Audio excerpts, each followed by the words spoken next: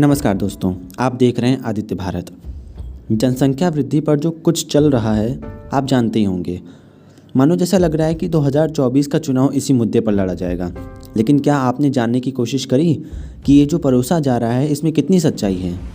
आइए हम जानते हैं। साल 2000 में भारत में जन्मदर 3.48% हो गया, जो अब 2% है। मतलब बच्चों के पैदा होने की रफ्तार में लगातार गिरावट हो रही है। अब आपके मन में सवाल आ रहा होगा कि जब जन्मदर कम है तो फिर आबादी कैसे बढ़ रही है? दरअसल जहां हर साल 1000 लोगों पर करीब 18 बच्चों का जन्म होता है, वहीं इसके उलट 1000 की आबादी पर 7.6 लोगों की ही मौत होती है। मतलब जन्मदर का आंकड़ा मृत्यु दर से 2 गुने से ज़्यादा है। इसलिए भले ही जन्मदर घट रही है, लेकिन वो मृत्यु दर से अभी भी कहीं ज़्यादा है। इसीलिए जन्मदर कम होने के बाद भी आबादी बढ़ रही है। अब मुसलमानों की आबादी के नाम पर जो झूठा डर दिखाया जा रहा है, उसकी हकीकत भी जान लेते हैं।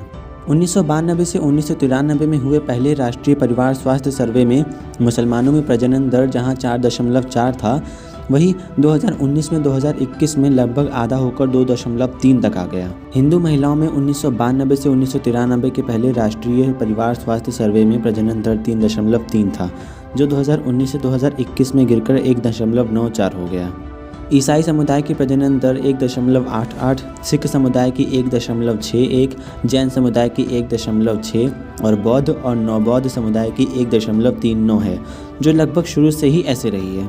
अतः मुसलमानों की प्रजनन दर बाकी धर्मों से अधिक है, लेकिन ये कोई नई बात नहीं है, ऐसा शुरू से है दोस्तों।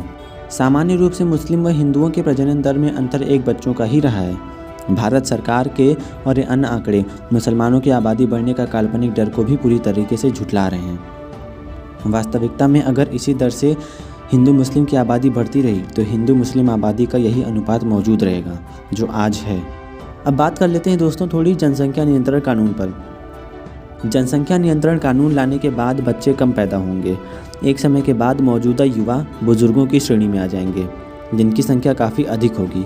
वहीं कम बच्चे पैदा होने के चलते युवाओं की संख्या बहुत घट जाएगी। अभी भारत दुनिया का सबसे युवा देश कहलाता है, लेकिन जब बच्चे कम पैदा होंगे तो भारत में युवाओं की संख्या कम हो जाएगी और उतनी ही तेज़ी से बुजुर्गों की संख्या बढ़ जाएगी। तब भारत दुनिया का सबसे ज़्यादा बुजुर्गों वाला देश बन सकता है। मतलब हमारे यहाँ काम करने वालों की संख्या बहुत कम हो जाएगी, जो किसी भी देश के लिए सबसे खतरनाक स्थिति होती है, जैसे जापान और चीन। चीन में तो 3 बच्चे पैदा करने पर अनेकों उपहार दिए जा रहे हैं सरकार द्वारा। अभी तक का निष्कर्ष क्या निकलता है जान लेते हैं। मुस्लिम अधिक हो जाएंगे, ये दावा बिल्कुल गलत है।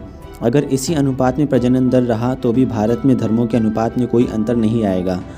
प्रजनन दर कम हो रहा है, इसीलिए जनसंख्या वृद्धि रोकथाम कानून लाने से चीन, जापान, इटली जैसी समस्याएं आ सकती हैं। इतना जानने के बाद भी अगर हम मान लें कि जनसंख्या वृद्धि बहुत हो रही है और इसे रोकने की ज़रूरत है, तो क्या कानून बना देने से हो जाएगा?